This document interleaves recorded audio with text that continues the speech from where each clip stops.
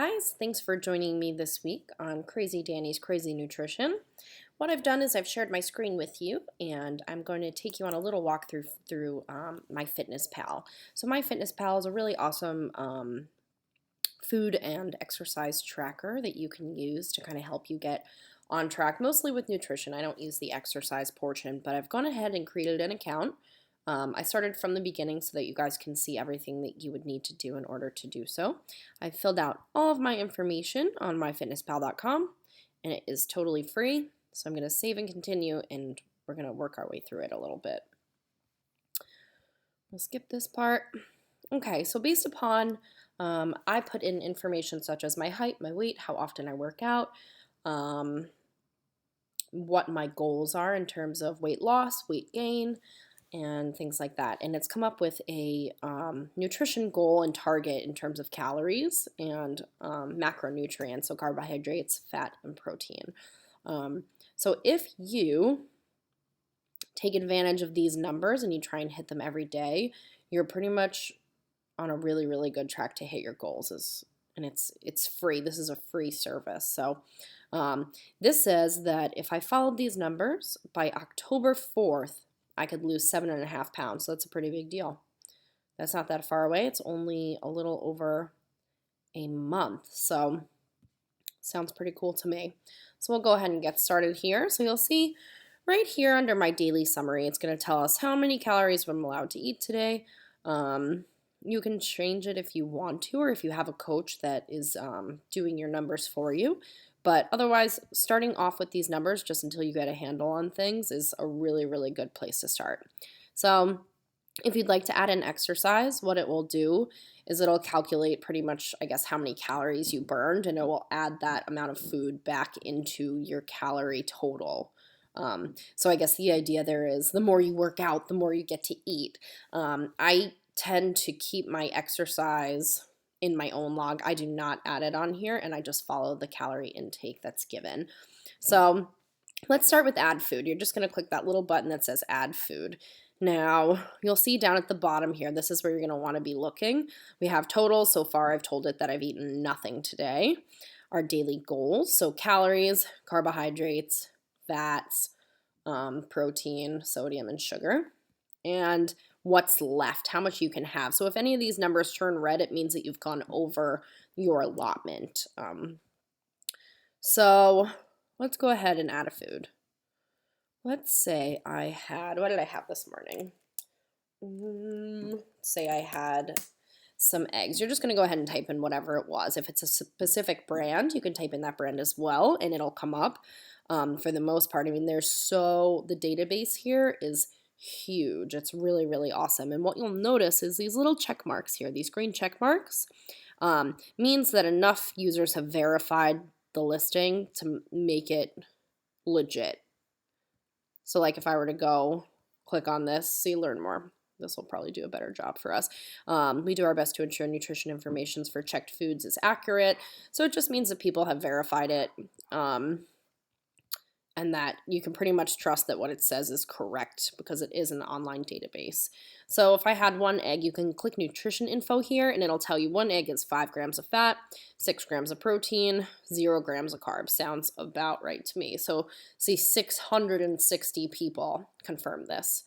And you could go, yes, this data is accurate, and then we'll add to that count. Okay, if you don't think it's accurate, you can say that too, and they'll question it. So let's say I had 2 eggs this morning. I'm going to add that to my food diary. Bam. Now let's say I had bacon. Ooh, that is not how you spell bacon. Bacon. Let's find the check mark. We had 2 slices of bacon. 1 serving is 2 pieces, so we're going to go ahead and add that.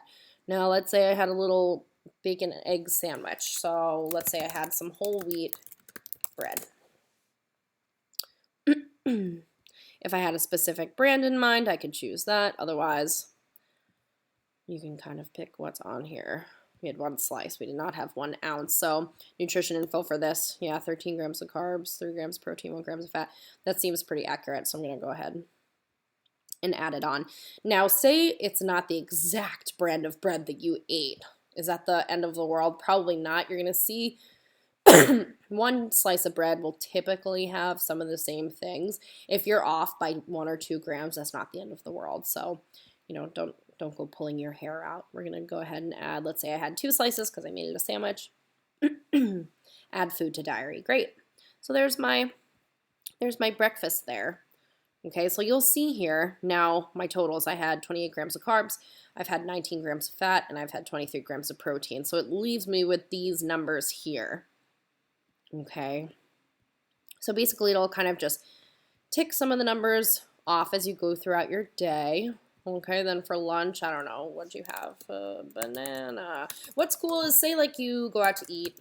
Let's say we went to Chipotle. Like, look at this. Right, let's say I had a Chipotle burrito. Now, I'm sure we all know that probably some Chipotle employees might pack the burrito a little heavier or a little bit lighter, or so it might not always be spot on, but like really that's okay. But look at this. Ooh, maybe not the best choice, right? 39 grams of fat, 104 grams of carbs, and 60 grams of protein in one meal. That's pretty crazy. So I'm gonna use my judgment here. I'm only gonna have half of that burrito. Let's add the food to the diary. Now we go down and see I'm only allowed 125 grams of carbs, only 16 grams of fat left, and 29 grams of protein. So you'll start to also get a sense of what foods have what type of macronutrients, and you'll start to realize, wow, I can either, maybe I'm not eating enough carbohydrates in my day, or maybe I'm, maybe you're eating so many. If I ate that whole burrito, then I'd probably end up over in a lot of my totals here. So maybe I'd say, ooh, I know next time maybe I'll just get the burrito bowl instead, and we'll take off the wrap to kind of cut back on some of the carbohydrates, or I'll cut out guacamole if it puts me over my fats. Okay. Now something I really love about this is that you can import any recipe. So say let's X this out. Let's say you maybe the mother in the family does all the cooking, or you're trying to cook for the whole family while also keeping track of what you're eating. This is a really useful tool. So you can search for any recipe. Let's see, like chicken parm recipe. Now say I were to follow one of these recipes that comes up here. All right, let's go. Ooh, easy chicken parm recipe. I like easy. So let's say I know that I'm cooking this for the whole family for dinner. It's going to have all these things in it. Now what's really cool is you're just going to go ahead and copy and paste into this, and then you can edit. Say maybe I only use 2 tablespoons of chopped basil. It doesn't matter, you can choose whatever you want. Then it's going to match all the ingredients, which is really cool. Now, let's see. This recipe has, let's see how much chicken it has. 1.5 pounds. So that's about, say 1 chicken cutlet. Say I had 2 chicken cutlets. So 1 pound, 16. Let's just say there's 8 servings. Okay, so 382 calories per serving.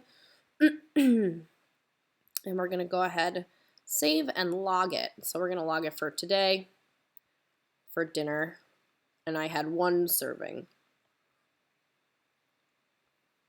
Okay, so now it gets me to 44 grams of carbs, 9 grams of fat, and 29 grams of protein. Okay, so that's just for that 1 meal. Now, if you ever wanted to add that again, say maybe another day, when you go to add food, instead of clicking in the database here, you would just click recipes, and it's right there. So if you have a bunch of recipes that are your go-to, this will make it very, very convenient for you.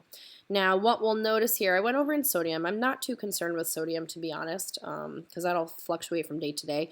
But what I really take a look at is the carbs, the fat, and the protein overall. So I've already eaten all my protein, right? So right now I only have fats and carbohydrates left. So maybe for a snack I would have, some bananas and peanut butter or something like that. But so this will give you an idea of what foods you would need to eat in order to stay within the recommended total to get you to your goals.